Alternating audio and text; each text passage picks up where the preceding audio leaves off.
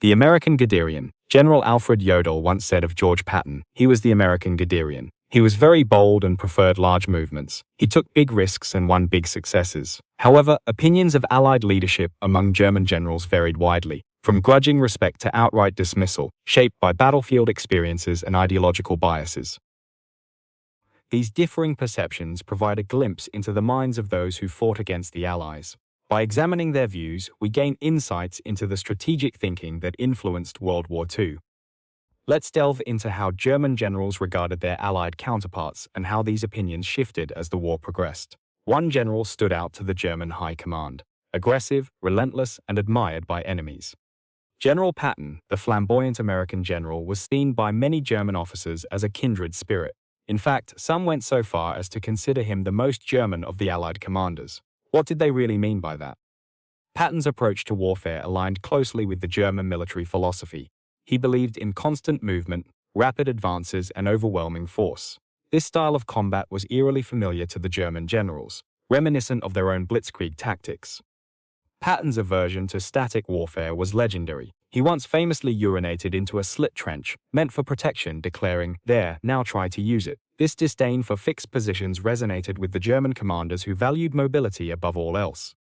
Heinz Guderian, the mastermind behind Germany's blitzkrieg strategy, couldn't help but admire Patton's tactical prowess. He said, but it wasn't just Guderian who held Patton in high regard. General Gunther Blumentritt, who was a key planner in the invasions of France and Poland, described Patton as the most aggressive panzer general of the Allies. He noted, "His operations impressed us enormously, probably because he came closest to our own concept of the classical military commander." However, the German view of Patton wasn't universally positive. Some commanders saw him more as a tactical genius than a strategic mastermind. They focused their attention on figures like Montgomery and Eisenhower when it came to grand strategy. Patton's command style also drew parallels with the German concept of Auftragstaktik, or mission-type orders.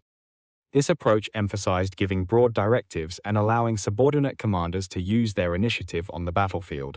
Patton himself once said, "Never tell people how to do things, tell them what to do, and they will surprise you with their ingenuity." Yet for all the admiration, there was also criticism. Some German officers felt Patton's rapid advance in Sicily was more about personal glory than strategic necessity.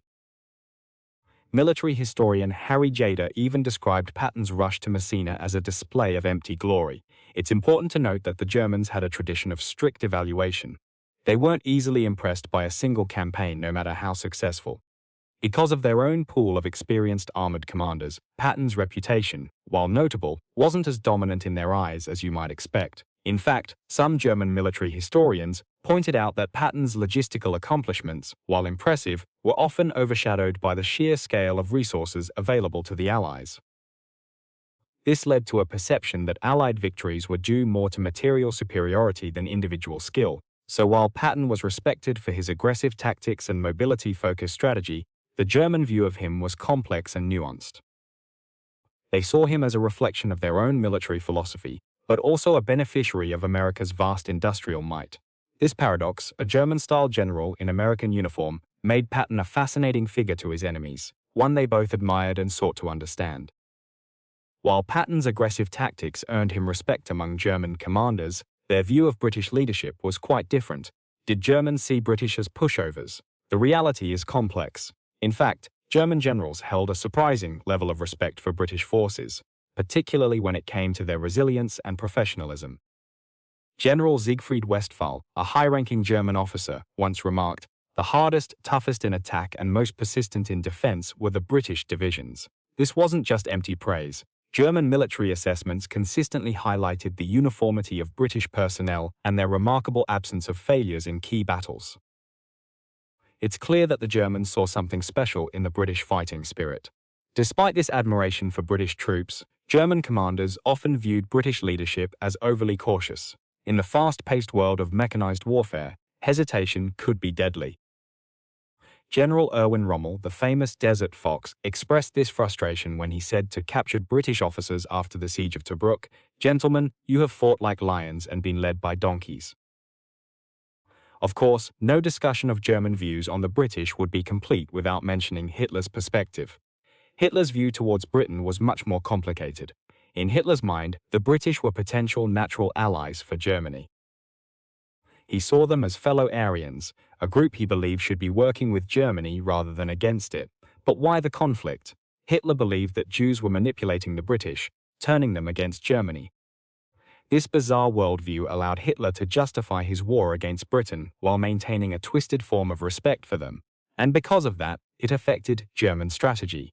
The respect for British resilience meant that German commanders often prepared for tough, prolonged engagements when facing British forces. They knew that even if they gained an initial advantage, the British were likely to dig in and fight hard. At the same time, the perception of cautious British leadership led to some interesting tactical choices. German commanders sometimes took risks, betting that their British counterparts would react slowly. This aggressive approach occasionally paid off, but it could also backfire tremendously when British forces proved more skillful than expected. One area where German respect for British capabilities was particularly evident was in the air war. Hermann Göring, head of the Luftwaffe, grudgingly acknowledged British technological expertise, saying, "It makes me furious when I see the Mosquito." The British knocked together a beautiful wooden aircraft, and they give it a speed which they have now increased yet again. This admiration for British engineering and innovation influenced German aircraft development throughout the war. In the end, the German perspective on British forces was a mix of respect, frustration, and grudging admiration. They saw their opponents as tough and professional, but sometimes held back by overly cautious leadership. This complex view shaped German strategy and tactics throughout the conflict, often in ways that had profound effects on the course of the war. While German opinions of British and American forces were complex, their view of the Soviet military underwent a dramatic transformation. The German perception of Soviet forces varied significantly over the course of the war. Initially, many Germans underestimated the capabilities of the Soviets, viewing them as a less competent adversary. At the start of Operation Barbarossa, many German commanders viewed the Soviet Union as an easy target. They saw the Red Army as poorly equipped, badly led, and incapable of standing up to the Wehrmacht's superior tactics and technology. Nazi racial theories painted Slavic peoples as untermenschen or subhumans. This view led many German officers to believe that Soviet soldiers would simply crumble in the face of German strength. However, as the conflict unfolded and the Soviet military demonstrated resilience and strategic ingenuity, this view shifted dramatically. The German perspective on Soviet forces evolved from outright dismissal to genuine fear as the war progressed. German forces encountered unexpectedly fierce resistance. The Red Army may have been caught off guard initially, but they quickly proved their resilience and determination. This defense forced German commanders to reassess their views. Field Marshal Paul Ludwig Ewald von Kleist, reflecting on this shift in perception, stated, "From the very beginning, the Russians proved themselves first warriors. Our success in the first months of the war can be explained by better training. Having gained combat experience, the Russians became first soldiers, and they fought with exceptional perseverance and had astounding endurance." This grudging respect for Soviet fighting spirit grew as the war dragged on. The Battle of Stalingrad marked a turning point, not just in the course of the war, but in German perceptions of their enemy. The Red Army's ability to encircle and destroy an entire German army shattered any remaining illusions of Soviet inferiority.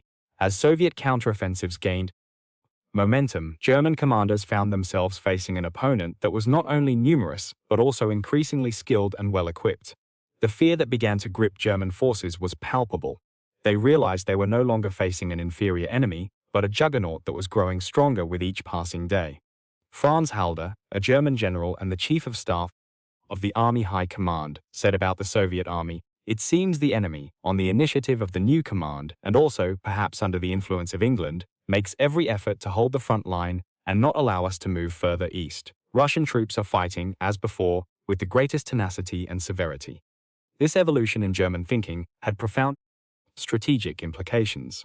The confidence that had characterized the early stages of Operation Barbarossa gave way to a more cautious approach. German commanders now had to contend with an enemy they genuinely feared, one capable of matching and even surpassing their own military strength. It's worth noting that this shift in perception wasn't universal or immediate. Some German officers clung to their ideological biases longer than others. However, by the time Soviet forces were driving towards Berlin, even the most ardent believers in Nazi racial theories had to confront the reality of Soviet military power. Contrary to what might be assumed, the German viewpoints on Allied forces have not faded post-war. Instead, they continue to influence present-day military strategy. The insights collected from German generals regarding their adversaries provide critical lessons that are relevant today. For instance, the admiration for British resilience has led many modern armies to prioritize troop morale and endurance. Similarly, the worries about Soviet numerical strength has driven NATO to invest heavily in technological advancements. Additionally, the effectiveness of Patton's bold tactics has left a lasting mark on mechanized warfare doctrine. Thank you for watching the video. We hope you found this video informative. If you enjoyed learning about today's topic, make sure to check out our video about the 5 most underrated German generals of World War II. It's a fascinating look into the lives and military careers of some of World War II's most skilled yet overlooked commanders. Don't forget to like the video, subscribe to our channel, and hit the notification bell to stay updated on more World War II content, and we'll see you in the next one.